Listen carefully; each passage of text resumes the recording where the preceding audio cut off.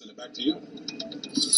Well, if you love books, next weekend you're going to want to head out to Scottsdale for the Scottsdale Book Festival. It's the first of its kind. Its organizers are bringing together authors and readers and so much more. And we're joined this morning by Michael Ivory, the founder and director of the festival and an author himself. Thank you for joining us. Well, thank you very much for having me. I appreciate it. So this is the first ever Scottsdale Book Festival. Why was now the time to organize something like this in our community? As a children's book author myself, I usually go out to a lot of different events, and I see them throughout the year. But I really wanted to put it on a much bigger scale and invite a lot more authors and bring a lot more attention to literacy, especially here in the Valley, because I tend to think it ranks very low. And I thought, as we're going into this new year, we should have this new event, and we should have this new platform to introduce all of these great authors and these great storytellers and bring the community together for something really cool. And there are so many authors here in our community and also from all over the country. You have a bunch coming into town. How many authors are going to be at the festival next weekend? We have about 140 authors taking place at the festival this year. A lot from Arizona, some from California, the Midwest, some coming in from Alaska. Wow. So it's going to be a variety of authors, and it's going to be across the board, genre-wise, so it's going to be really great.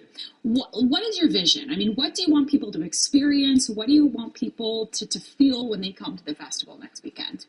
I want everyone to come and experience the stories.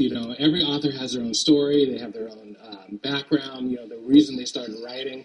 And we really just wanted to put it on a scale where it's come, bring your family, explore the adventure and imagination, and get lost in a book. It's sort of like the Reading Rainbow the song, where it's in a book, take a look. The festival was supposed to bring the community together to really enrich, people's lives by opening pages and learning something new and discovering different types of authors and stories, and just coming out and having a great time. And it's a free event. Get some food, some drinks, relax in the grass, see some panels, visit some authors you never knew, visit authors you do know, and it's just like a place of discovery. Something new and out and about in the Valley. So we love that, and it's free. We have the information on your screen. Starts at 10 a.m. to 5 on 2nd Street. Again, that is going to be Saturday the 24th.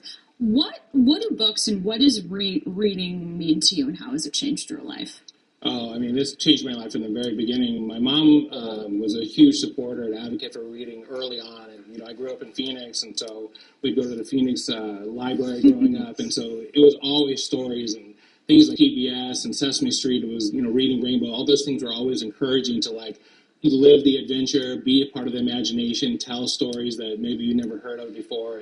And so that early lesson, I think, just has always instilled in me to, keep reading and keep growing and keep educating. And even with my own kids, let's pick up books and keep going and find something new to discover in a new adventure. Yeah. And you have your books here, and you're the author and illustrator, which is so cool. Tell me about your books. So Tubba and Friends is my book. It's called The Big Music Jamboree. It's about characters, about friendship and music and adventure. I was inspired by my youngest daughter, who one day came to me when she was about 4 years old and said, "Can you draw me some pictures?" And I started drawing pictures, and she was like, "These look like friends." And I go, "Yeah, they do." And then she asked me this very important question, actually. She was getting ready to start kindergarten. She goes, "Will I have friends?" Aww. And it just kind of struck me at that moment. I was like, you know what? I went back and I looked at the pictures, and I was like, well, what if we created this story about friendship and about adventure and about music and all the things that we love and put it into a story? And so Tubba is her nickname. Tubba's her nickname. And so she has a pink guitar, and she was wearing the outfit. And I was like, I'll create this story, and every day when you go out, you'll meet someone new. And they may not look like you, they may not sound like you, and they may not play like you, but they can still be your friend. And so there's this underlying message that every day you can meet someone new, everyone will want to play with you, and at the end of the day, we can all play together.